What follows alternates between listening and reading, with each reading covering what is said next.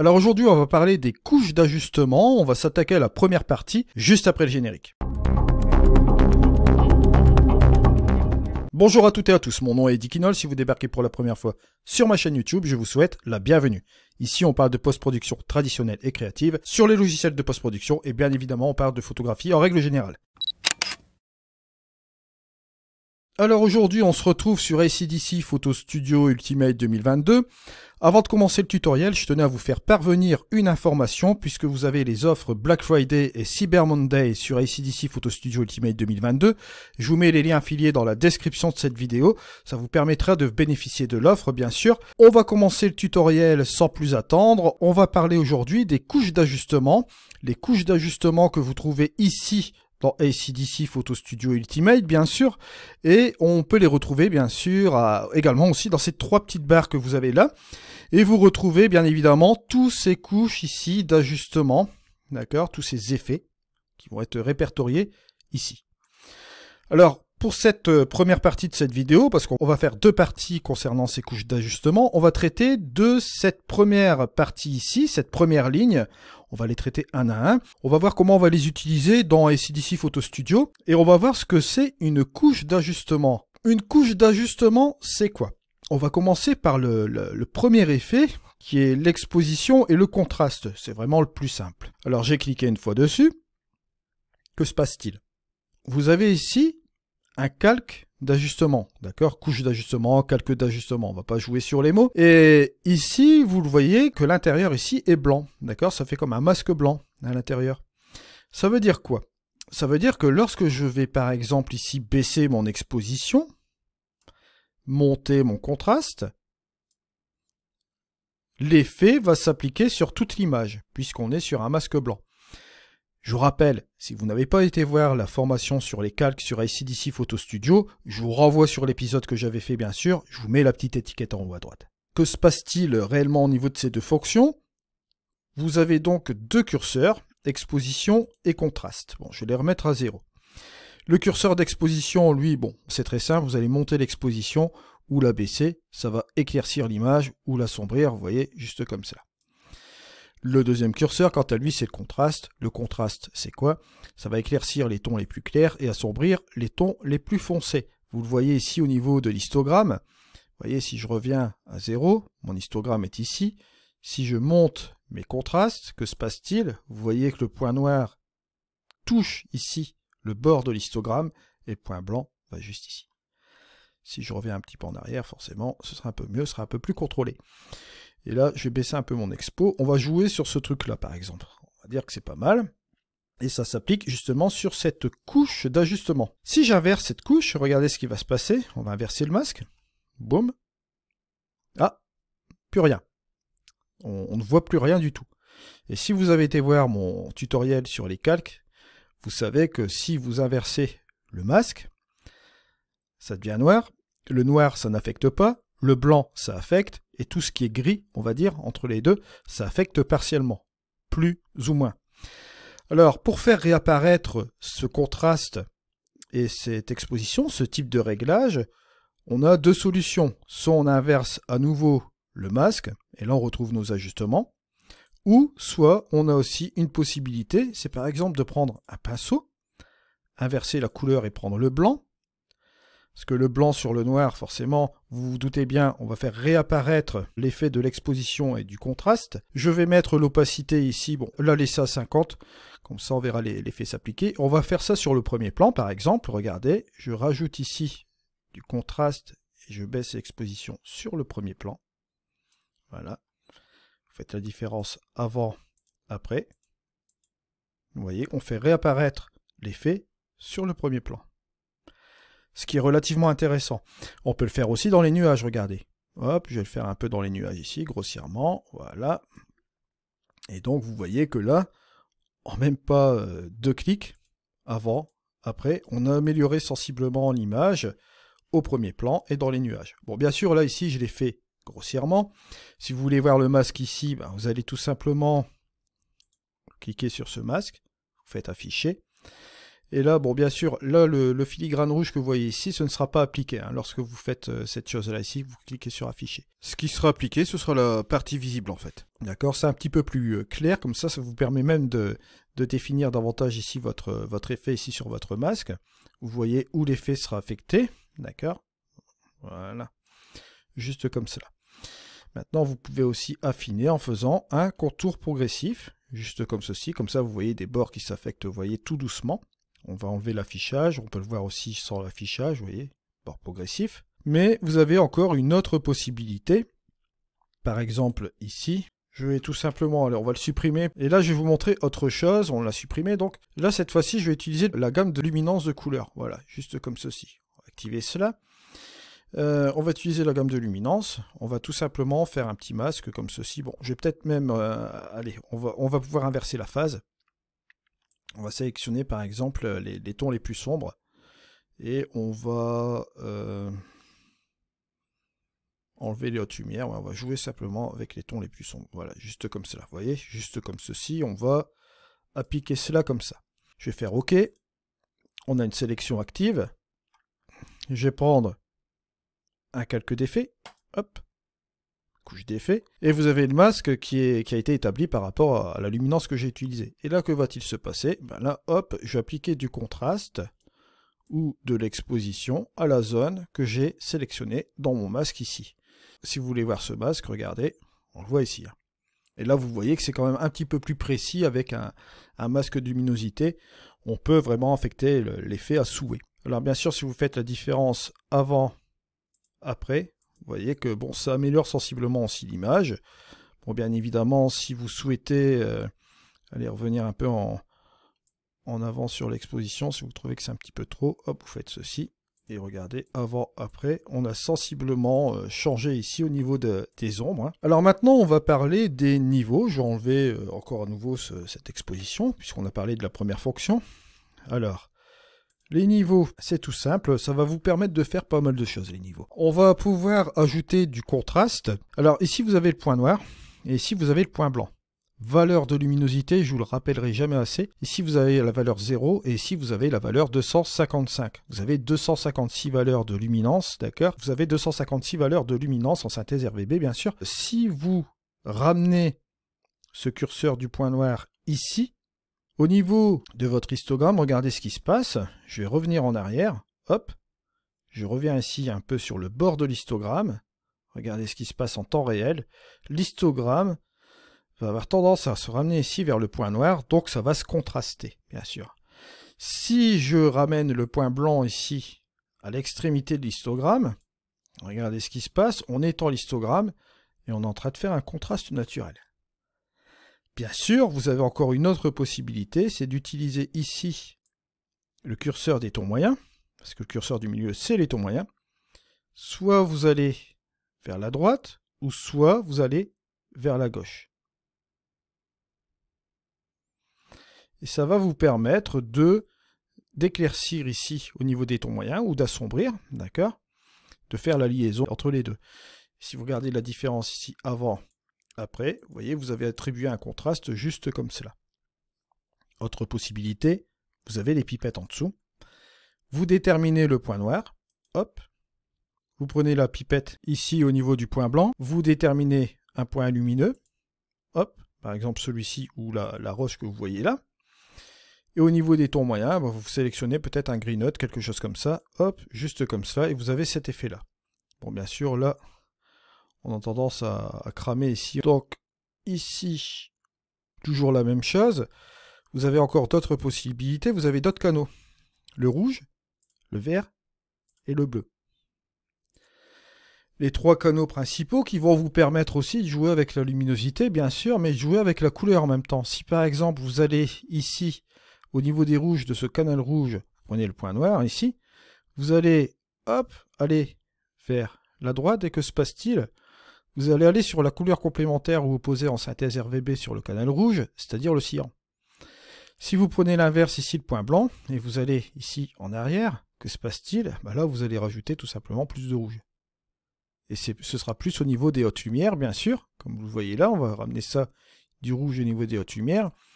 Et si on déplace le point noir vers la droite, que se passe-t-il? On rajoute du cyan, plus ici au niveau des ombres, bien sûr. Après, on se dirige au niveau des taux moyens, puis on va aller vers la droite, bien évidemment. On va rajouter du cyan aussi au niveau des hautes lumières, juste comme ceci. Pareillement, hein, là, vous allez réduire la chose. Vous allez rajouter du rouge ici, et plus vers la gauche comme ceci. Vous allez rajouter du rouge aussi également sur les ombres. Voilà, pour arriver sur l'entièreté de l'image. Et après, vous avez ce petit curseur de ton moyen qui, lui, bon, vous rajoutez forcément du cyan, juste comme ceci, ou du rouge, voilà, comme cela. Et vous pouvez faire de même avec le canal vert, bien sûr. Là, par exemple, ce sera du magenta. Hein. Voilà. Là, ce sera du vert. Le bleu, par contre, lui, sera du jaune. Voilà. Le bleu comme ceci. Bien sûr, vous avez le curseur du milieu. On va passer à la courbe. Bon, la courbe, vous avez bien évidemment la représentation de l'histogramme dans la courbe ici, comme vous voyez là. Bon, par exemple, si je prends mes tons moyens, que je les monte ici, je vais éclaircir mes tons moyens. Vous allez avoir les tonalités qui vont être affectées entre le point noir et les tons moyens. Et entre les tons moyens et les hautes lumières, bien sûr. Vous voyez, c'est pour ça que ça fait une petite forme de courbe. Donc vous allez avoir des pixels qui vont être affectés, bien sûr, juste comme cela. Si vous voulez baisser les tons moyens, vous pouvez le faire juste comme ceci. Mais vous allez avoir une affectation aussi du point noir au ton moyen et des tons moyens aux hautes lumières, bien sûr. Ce qui fait que ça va vous donner une transition. On va vous rappeler aussi la petite pointe de contraste que vous pouvez toujours faire ici, c'est-à-dire baisser entre le point noir et les tons moyens. Et monter ici entre les tons moyens et le point blanc, bien sûr. Et vous voyez que ça vous donne un contraste ici naturel. Bien sûr, à vous de contrôler pour pas que ce soit trop sauvage aussi. Bon, voilà. Après, vous pouvez utiliser bien sûr la courbe comme on l'a fait avec les niveaux. Là, vous voyez, on a une représentation qui est un petit peu plus claire ici. Si vous voulez rajouter un petit peu de cyan, vous rajoutez du cyan. Si vous voulez rajouter du rouge, vous pouvez rajouter du rouge, juste comme ceci. Le vert, pareil. Vous rajoutez du vert ou du magenta. Du bleu ou du jaune, couleur complémentaire bien sûr. Et si vous voulez faire un petit grading, pourquoi pas, regardez, on va mettre un petit peu de jaune là, allez, un petit peu de magenta tout doucement comme ceci, et là vous allez insister sur la couleur plus ou moins rouge, vous voyez, on a un effet assez particulier juste comme ceci, ou si vous voulez faire l'inverse, vous rajoutez ici un petit peu de cyan, vous voyez, on repart là un petit peu plus au niveau des verts, et là au niveau des bleus, hop, on va redonner un petit truc comme ça. Bien sûr, attention à la quantité, parce que si c'est trop fait, ça ne va pas le faire. Vous voyez, un petit truc léger comme ça marche relativement bien. Si vous faites la différence, regardez, hop, avant, après, ça marche relativement bien. Et bien sûr, vous avez toujours le curseur d'opacité qui va vous permettre de jouer sur l'opacité de votre couche ici. Et ça peut vous faire réapparaître l'effet ici à 100%. Là, ici, on l'a à 0. Si vous le mettez de moitié, vous l'avez à 42%, bien sûr. Et vous voyez, on peut réguler cette chose-là, ou vous pouvez utiliser un mode de fusion. Les modes de fusion, je vous rappelle le petit épisode en haut à droite, on les avait vus ensemble, à quoi ça servait. Si vous voulez mettre par exemple un mode multiplié, on va avoir tendance à assombrir d'autant plus cette chose-là, et d'appliquer cette petite chose que vous voyez ici. Donc si vous faites le avant et le après, on applique ce qu'on a mis là, puis la petite opération qu'on a fait en mode multiplié. Ça va vous permettre, si vous mettez sur le canal D3, de relever ici, de faire un effet mat aussi. Vous avez la possibilité de le faire comme ceci. Vous voyez, bon, c'est tout simple. Hein. Il vous suffit simplement de relever le point noir. Là, on va le baisser. Et de baisser le point blanc. Bon, là, on va remettre la courbe comme elle était. Il suffit de regarder l'histogramme que vous voyez là. On va ici monter la courbe, ce petit curseur-là. Curseur des noirs. Que se passe-t-il? Il se décale, vous le voyez ici. Celui des blancs, il redescend, et là, on arrive sur ce résultat-là. Et si vous utilisez par exemple le curseur d'exposition, vous voulez rajouter un peu de contraste, vous voyez, on a un effet un peu mat comme ceci. Ça fait un effet assez particulier qui n'est pas mal du tout. Vous voyez, on peut devenir créatif même en empilant toutes ces choses-là, ou bien en utilisant des pinceaux, des sélections, etc.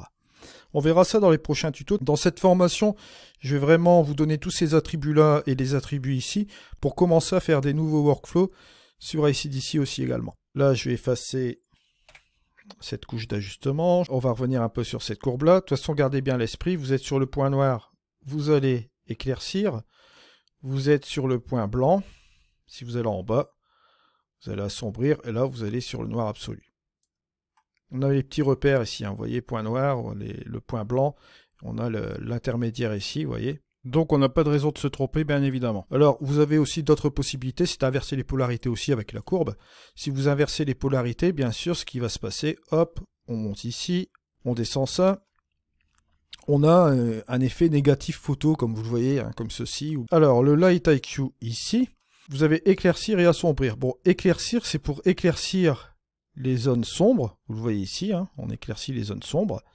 Et avec le curseur assombrir, vous allez assombrir les zones claires. Ce qui fait que ça va vous permettre d'équilibrer votre image. Bon, là, ici, je vais le remettre à 0. Si, par exemple, je vais éclaircir un petit peu, vous voyez, ici, au niveau des ombres, je peux le faire. Et assombrir ici, au niveau des hautes lumières, vous retrouvez un équilibre qui est relativement facile à faire. Vous voyez, c'est juste 2 curseurs, mais c'est 2 curseurs qui sont simples à utiliser. Vous voyez, juste comme ceci. Mais regardez, rien qu'avec cela, hop, on obtient ce résultat-là. Alors, balance des blancs, attention. On n'est pas sur une balance des blancs. Je vous rappelle qu'on est sur un fichier type TIFF, hein, donc pixelisé. Donc ce n'est pas le fichier original. Donc la température ne sera pas exprimée en Kelvin, bien sûr. Donc vous voyez ici, hein, on a 100 ou moins 100. Et là, ici, on a la teinte rosée et verte. Mais bon, ça va vous permettre, par exemple, si je prends mon point ici, de simuler un peu comme une balance des blancs. Mais ce sera bien sûr sur une échelle qui ne sera pas en Kelvin. Donc, on n'est pas sur le fichier RAW, bien sûr. Hein. Mais ça vous permet, par exemple, d'interagir sur des choses plus ou moins créatives. Comme vous voyez là, on peut faire des trucs super intéressants. Si, par exemple, je décide de chauffer un peu cette partie-là, je veux... allez... Comme je l'ai fait tout à l'heure, inverser mon masque, voilà. Allez, on va prendre une sélection ici avec la gamme de couleurs. Je vais prendre toujours la gamme de luminosité, voilà, juste comme cela. Je vais inverser la phase. On va sélectionner ce truc-là. Je vais insister avec la gamme de couleurs. Je vais prendre aussi dans la luminosité, comme vous le voyez là, une certaine catégorie de couleurs. Pourquoi pas juste comme ceci. On va prendre à peu près la moitié. Ouais. On accélère au niveau de la sélection. Je vais améliorer avec le lissage. Ajuster les détails. Voilà. On va dire que ce masque-là est intéressant. Je vais faire OK. Bon, là, on a la sélection. Et hop, ce que je peux faire, c'est directement aller sélectionner mon panier de sélection. Et du panier de sélection, qu'est-ce que je peux faire? C'est tout simple. Regardez. Vous avez ici le masque. Et hop, vous cliquez. Et bien évidemment, ça s'applique au masque. Et vous pouvez désélectionner après, Alt D. Et regardez ce qui se passe. Avant, après, on a appliqué, vous voyez la petite couleur qu'on a là, juste sur le masque dans l'image. Et vous pouvez après rectifier, vous voyez ces petites choses-là. On peut tout simplement aller vers le vert, ramener un petit peu de magenta, aller plus vers le bleu, vous voyez. Mais dans la partie sélectionnée, luminosité, et regardez, ça fait un petit truc assez sympa. C'est vraiment sélectif et vous voyez, ça prend même pas 2 minutes. Vivacité, comprendre bien évidemment la vibrance. C'est parce qu'ils ont traduit vivacité dans AC/DC. Alors, la vivacité, c'est la vibrance. Vibrance, c'est quoi? La vibrance, ça va vous saturer les couleurs qui ne sont pas saturées. Alors, on va ici aller vers la droite. Vous voyez qu'on rajoute un peu de couleur. C'est assez sympa comme ça. Pourtant, je l'ai mis à 60, j'ai quand même boosté. Si je prends la saturation, regardez ce qui se passe. Boum! Bon, je vais mettre la saturation à 100. Vous voyez que c'est relativement assez violent parce que ça utilise toutes les couleurs dans l'image. Je reviens en arrière, je prends la vibrance, boum. Vous voyez que c'est différent. Vous voyez ici, la saturation et la vibrance. La vibrance est beaucoup plus fine. La saturation, vous voyez, ça va agir sur toute la couleur ici de l'image. La teinte, vous allez faire une rotation ici au niveau de la teinte. Vous allez changer la teinte ici dans l'image. Juste comme cela. Et si vous avez un curseur de luminosité qui lui va vous ajuster la luminosité de l'image, d'accord? Et vous voyez que c'est un contrôle.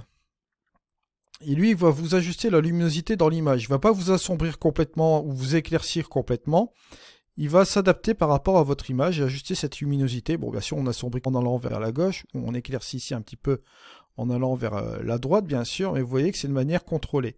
C'est relativement intéressant, vous voyez. Alors, rien qu'avec ces curseurs-là, si on s'amuse un peu, vous rajoutez un petit peu de vivacité, vous rajoutez un petit peu de saturation pour faire suivre, et vous baissez un peu la luminosité, et vous voyez que là, hop, avant, après, on a déjà quelque chose d'agréable aussi. En plus de ça, si vous voulez jouer sur l'opacité, vous pouvez le faire aussi, ou monter, vous voyez, à 55, ça peut se faire. Et allez, on peut encore s'amuser avec cela, bien sûr. On va inverser le masque, on va se prendre notre petit pinceau. Et bien sûr, bon, on va essayer d'appliquer un petit peu de cet effet d'opacité et de vibrance qu'on voit là. Peut-être un petit peu ici. Et regardez ici, avant, après. Vous voyez, on peut le rajouter aussi partiellement, ça peut être possible. Ou avec un masque de luminosité, etc. On va passer à la suite, bien sûr. Bon, on va supprimer la couche. La suite, c'est l'égaliseur de couleurs. Si vous êtes mélomane, que vous aimez bien écouter la musique, vous vous doutez bien que ça ressemble un petit peu à un égaliseur musical que vous pouvez retrouver sur votre chaîne IFI. À part que là, on va jouer avec les couleurs. Alors, la vivacité, là, c'est toujours la même chose. C'est une histoire de vibrance. On joue sur la vibrance générale de notre image, bien sûr. Ok. Saturation, teinte et luminosité, ça vous rappelle le fameux TSL. Là, on va tout simplement rajouter de la saturation au niveau des rouges, vous voyez. On monte la saturation, on le voit ici, hein, il y a certains endroits où vous avez du rouge, ou vous baissez la saturation. Bien sûr, même chose avec la couleur orange. Ici, pareil avec la couleur jaune. On le voit aussi avec la couleur verte, principalement ici un peu sur la roche, sur les bleus, vous voyez, enfin le cyan plutôt. Les bleus, on le voit là. Ici, vous avez sur la petite couleur violine, sur le rose ici que vous voyez là. Vous voyez qu'on peut équilibrer bien évidemment tout cela. Si je fais hop le avant et le après, vous voyez que rien qu'avec ça, on a rajouté une petite couleur supplémentaire et on peut rajouter un petit coup de vibrance sur l'ensemble de l'image et vous voyez que ça vit davantage comme ceci. Je ne vais pas ici sélectionner les canaux parce que regardez, si je sélectionne les canaux, il va se passer quelque chose d'assez incroyable. Vous voyez qu'il n'y a rien du tout. Pourquoi? Parce que là, la sélection de canaux, pour lui, vous voyez un masque blanc, il n'a pas d'image. Donc comme il n'a pas d'image, il lui faudrait quelque chose de physique ici. Pas un truc d'ajustement comme on le voit là, mais une image physique ici. Pour lui, sélectionner un masque. Donc, que faudrait-il faire? C'est tout simple, c'est aller tout simplement sur ce masque-là, aller sur la sélection de canaux. Et là, vous voyez, on retrouve forcément la fameuse sélection de canaux. Et là, ce qu'on peut faire, bien évidemment, c'est sélectionner soit un endroit comme ceci, vous voyez, juste comme cela, enfin un canal, dans une des synthèses ici. Et on pourrait sélectionner ou bien la saturation, la teinte aussi également, faire un masque ou la luminosité. Je vais prendre la luminosité, par exemple, on va baisser cela ici. Je vais sélectionner cette partie-là. On va enregistrer dans le panneau de sélection. Voilà, notre sélection qui est là. Et on va le renvoyer, bien évidemment, ici, sur notre masque. Et là, regardez ce qui se passe. Hop, avant, après. Bon, attention, c'est subtil, parce que forcément, maintenant, on agit sur un masque de luminosité. Et là, maintenant, c'est beaucoup plus simple. Je vais monter ici la vibrance. Ça s'applique, bien évidemment, dans notre masque. Ici, je vais faire afficher. Et là, vous voyez comment ça se passe. Ça s'applique vraiment légèrement dans le masque, bien sûr. Ça vous permet aussi de vous aider d'appuyer sur les curseurs, comme vous voyez là. Juste comme cela. On va passer à la chose suivante. Donc là, ici, on va supprimer encore cette chose-là, supprimer la couche. Et là, cette fois-ci, je vais passer sur les RVB. Alors, la couche d'ajustement RVB, ça va nous permettre d'interagir sur les rouges, et les verts et les bleus. Tout ce qui est canal rouge, vert et bleu. Et là, bon, regardez, on va tout simplement rajouter du cyan, rajouter plus de rouge. Vous doutez bien, hein. En négatif, ce sera plus du cyan, ce sera la couleur complémentaire. Le vert, vous doutez bien, on va aller vers la gauche, on a forcément le magenta. À droite, on a le vert. Ici, on aura le jaune en négatif. À droite, on a le bleu. Et vous voyez que donc, grâce à tout cela, ça va nous permettre de faire des choses créatives. Si par exemple, ici au niveau des rouges, je monte un peu au niveau des rouges dans cette couche-là, dans ce canal-là, que je rajoute un petit peu de magenta, regardez juste comme ceci, que je rajoute un peu de bleu, pourquoi pas. Il faut être relativement prudent lorsque vous faites tout cela, bien sûr, parce que, vous voyez, ça interagit directement sur ces trucs-là. Donc, on peut même être un peu plus violent. Allez, on va faire cela comme ça. Vous me dites, waouh, ça c'est fluo. Vous jouez avec le curseur d'opacité, vous voyez, on revient un peu juste comme ceci, ça peut marcher. Ou vous jouez tout simplement avec une lumière forte, vous voyez, ça va jouer sur cet effet juste comme ceci. Vous voyez, ça comprime cet effet-là, et vous jouez avec votre curseur d'opacité, vous voyez que ça va comprimer un peu les tons comme ça, et rajouter une petite couleur. Et regardez, allez, sincèrement. Vous voyez que, bon, si on monte, allez, à 33, quelque chose comme ça, si je fais mon avant et mon après, on a rajouté quelque chose de sympatoche. Et regardez, comme on l'a vu tout à l'heure avec la courbe, vous prenez votre courbe et vous simplement remontez un peu votre courbe comme ceci et vous la baissez un peu là. Vous faites un petit effet mat qui est super sympa. Et allez, on va ici, on rajoute une petite pointe de contraste légère comme ça. Regardez, hop. Ça ajoute un peu toute cette petite différence de finesse dans notre image. Regardez, si on enlève un peu toutes ces choses-là, on revient sur notre chose-là, on a l'image originale. Regardez, hop. C'est toute la différence. Voilà un petit peu comment on pourrait jouer, bien évidemment, avec le canal RVB, bien sûr. Donc ça vous permet de faire des choses aussi créatives. Bon, on peut rajouter aussi des trucs en luminosité, etc. De toute façon, on va voir de nombreux workflows après que j'aurai fini de vous présenter toutes ces fonctionnalités. Je sais que c'est un petit peu embêtant, c'est assez chronophage de voir toutes ces fonctions une à une, mais croyez-moi, une fois qu'on aura vu toutes ces fonctions-là, vous serez plus à l'aise pour faire des workflows et vous amuser davantage. Et ça, c'est pas une promesse, c'est une certitude. Alors, on va supprimer cela, supprimer la couche ici. On va partir sur le virage partiel. Bon, virage partiel, c'est quelque chose qu'on va retrouver dans beaucoup de logiciels de post-production. Et là, ici, ça va nous aider de le retrouver dans les couches d'ajustement dans ce logiciel. Regardez. Si je monte la saturation des réaux, les réaux, bon, c'est pareil, c'est les hautes lumières. Je sais pas pourquoi ils ont traduit ça avec les réaux, mais bon. Et là, les ombres, bon, forcément, là, c'est les ombres. Et vous pouvez utiliser la teinte des hautes lumières. Par exemple, on va prendre du bleu. La teinte ici des ombres. On va prendre par exemple une couleur comme le jaune, juste comme cela. Et vous pouvez jouer bien sûr avec la saturation. Hein. Plus vous allez ramener par là, plus vous allez saturer. Mais bon, là, ça va pas. Là, pareil aussi. Hein. On peut être un peu plus fin au niveau des réglages. Et vous avez une balance. Si vous allez à la gauche, vous prenez la couleur des ombres. Si vous allez à la droite, vous allez prendre la couleur des hautes lumières.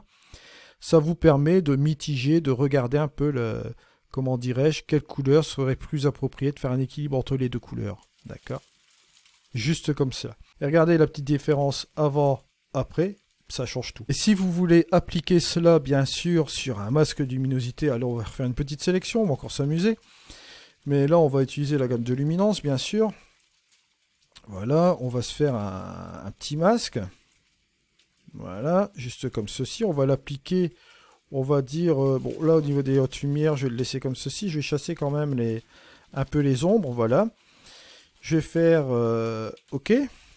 La sélection est faite. Hop, on va aller dans le panier de sélection. On va renvoyer dans le panier de sélection. On a notre sélection qui est là. On le ramène dans le masque. Voilà, juste comme ceci. On peut désélectionner. On est dans notre masque là. Et vous voyez la petite différence avant, après. On a appliqué tout ça dans le masque. Et bien sûr, vous pouvez jouer avec l'opacité. Et toujours jouer avec les modes de fusion. Pourquoi pas le mettre en lumière douce, vous voyez. C'est un des modes qui pourrait être super sympa. Si vous voulez marquer encore plus la sélection, vous le mettez en lumière forte. Regardez, ça marque encore plus. Et là, vous pouvez jouer avec ce curseur d'opacité et jouer, vous voyez, gentiment ici sur cette image. Et regardez ici, avant, après. Vous voyez un petit peu ici la facilité qu'on a pour faire popser un petit peu les couleurs. Rien qu'avec cette petite fonction. Vous voyez, juste une fonction. On a simplement utilisé l'image de base et on a utilisé une seule fonction et regardez, boum, ça y est, c'est fait. On peut rajouter un petit peu de contraste, bien sûr, pour détourer un peu l'ensemble, etc. Mais vous voyez que ça marche quand même relativement très très bien. Alors maintenant, on va utiliser la suite. C'est ajouter la couleur, la suite. Alors, supprimons la couche. Ajouter la couleur, bon là, c'est la même chose. Vous voyez que là, on peut monter la densité. On peut rajouter un masque de luminosité comme je l'ai déjà expliqué la dernière fois, mais vous pouvez aussi également choisir une couleur comme vous voyez là, ici. Hein. On peut sélectionner par exemple le vert que vous voyez là. Ici on a sélectionné le vert. Là on ne la met pas, là on en met un petit peu, vous voyez, juste comme ceci. On va prendre un petit peu de gris juste comme ceci. Et on a cet effet là. Vous pouvez aller éventuellement utiliser la lumière forte en mode de fusion et vous voyez tout de suite ce que ça fait. C'est relativement incroyable. Bon, là, vous voyez, cette opération-là, ça vous permet d'injecter cette couleur, comme vous voyez, de manière assez subtile. Si vous voulez être encore plus fin, vous prenez la lumière douce. Regardez, hop, la lumière douce, ce sera encore plus doux. Vous voyez, juste comme cela. Donc, vous avez la possibilité ici de jouer avec l'opacité, bien sûr, avec la densité que vous voyez là. très très simple à comprendre. Si vous faites la différence, regardez avant, après, on a vraiment un résultat qui est vraiment assez incroyable. On peut même changer la couleur, aller la sélectionner directement ici. Pourquoi pas du bleu, hop, juste comme cela, et regardez. Là, ça change encore la donne, juste comme cela, en lumière douce, ça peut être pas mal. On peut se mettre même en mode multiplié pour assombrir. Regardez, là, on a une simulation de, comment dirais-je, de nuit. On pourrait croire, bien évidemment, qu'on a plutôt la lune qui éclaire juste sur ces roches. Ça peut être aussi possible. On peut s'imaginer plein de choses. Donc, il y a beaucoup de choses créatives, bien sûr. Alors là, on en a terminé avec ce filtre-là. Je vais supprimer, bien sûr, la couche. On va aller sur le noir et blanc. Voilà. Couche d'ajustement du noir et blanc. Vous pouvez jouer sur le canal rouge. Là, vous êtes en mode monochrome, bien sûr, sur votre image, en noir et blanc. Mais les canaux restent toujours. C'est-à-dire que tout ce qui est relativement en rouge dans votre image, tout ce qui est dans le canal rouge, ce que va comprendre le canal rouge, vous allez le retrouver sur ce curseur-là. Le vert, pareil. Le bleu, la même chose. Vous voyez, le bleu, ça va s'impacter plus sur la mer et sur les nuages aussi également. Mais là, on a une représentation ici en noir et blanc, ce qui va nous aider, par exemple, à déterminer, à rééquilibrer l'ensemble des tonalités en noir et blanc. D'accord? Et vous pouvez jouer, bien sûr, sur le curseur de luminosité, comme vous le voyez là. Relativement très simple à comprendre. On baisse la luminosité ou on la monte, bien sûr. Voilà. Et ça, bien sûr, si vous voulez rajouter le premier truc de contraste, la première couche d'ajustement, on peut rajouter un petit contraste juste comme ceci. Ça peut être sympa. Si vous faites la différence, regardez avant, après, vous voyez, en 2 minutes, on a fait un petit truc. Bon, bien sûr, on pourrait faire du dodge and burn, c'est l'essentiel aussi quand vous faites du noir et blanc, mais on ne va pas le faire là, ici, hein, bien sûr. On fera ça dans des workflows plus tard. Alors, vous voyez que la fonction de noir et blanc est très simple à comprendre, bien sûr. Alors, on va supprimer cela.